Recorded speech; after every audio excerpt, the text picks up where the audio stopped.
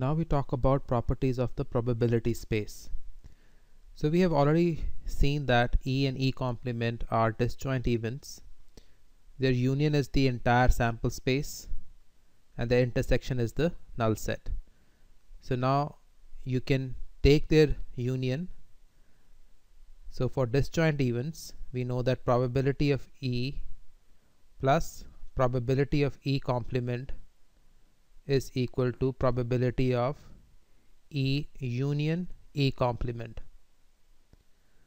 And this was from our definition of the probability function. So probability of E union E complement is probability of omega, and that is 1. So you have probability of E plus probability of E complement as 1.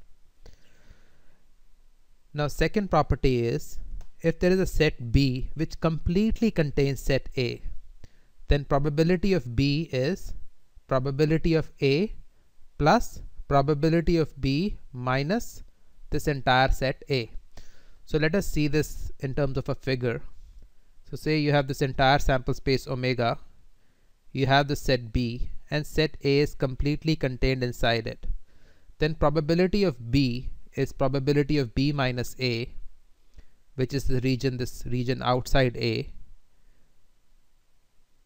plus probability of A, which is this region inside A. So let us fill in some colors to see this. So the green color is probability of B minus A,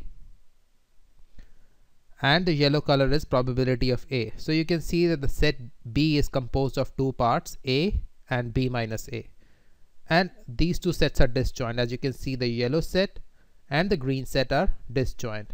So again we have probability of B as A plus probability of B minus A. So these two sets are disjoint, and that's why you could take just the sum. Now third is probability of A union B. Now A and B could be any sets. Now in this case it is not that A is contained within B. So this will be equal to probability of A plus probability of B minus probability of A intersection B. So let us see this more figuratively, and then we will come to the explanation of its proof.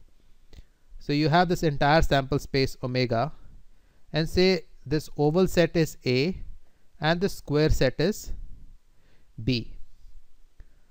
So first you write as probability of A union B as probability of A plus probability of B minus A. Now B does not contain the entire set of A. So you write B minus A as B minus A intersection B. So let us just fill some colors in to see what we have done. So probability of A union B would be probability of A plus probability of B minus A. So probability of A is the entire this oval set. So A is the entire set in yellow, and B minus A is the entire set in magenta.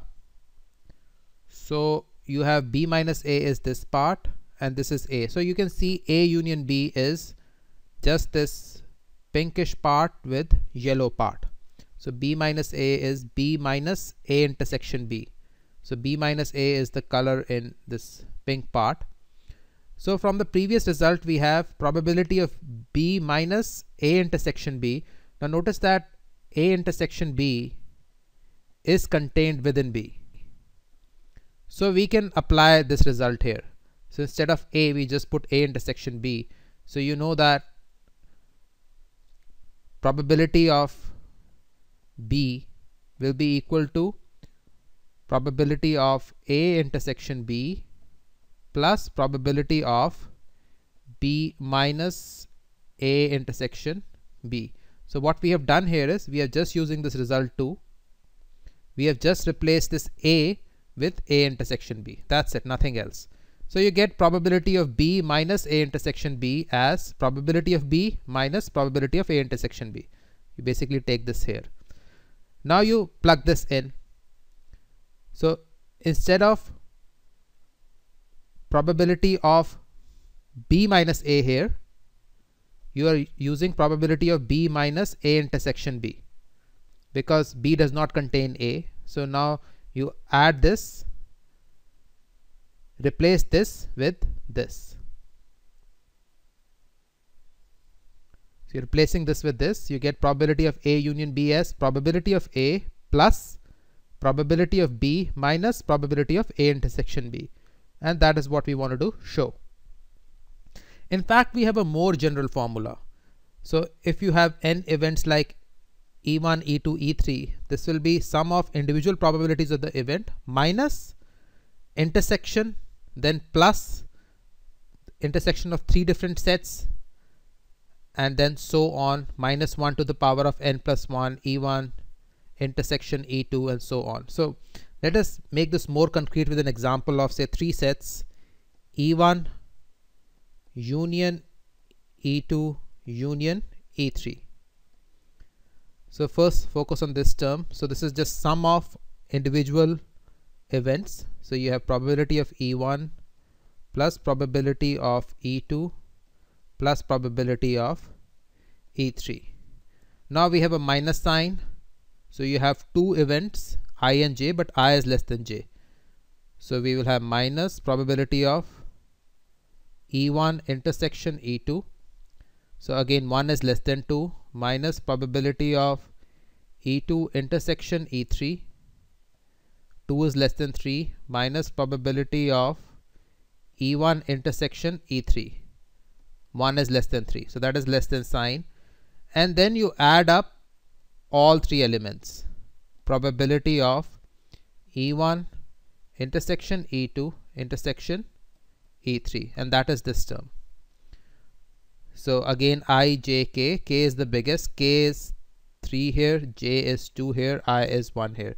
And there is only one possible arrangement of I, j, k, because you have 1 less than 2 less than 3, and that's why we have only one term here, because you cannot do any more combinations with less than sign like this. These are the properties of the probability space.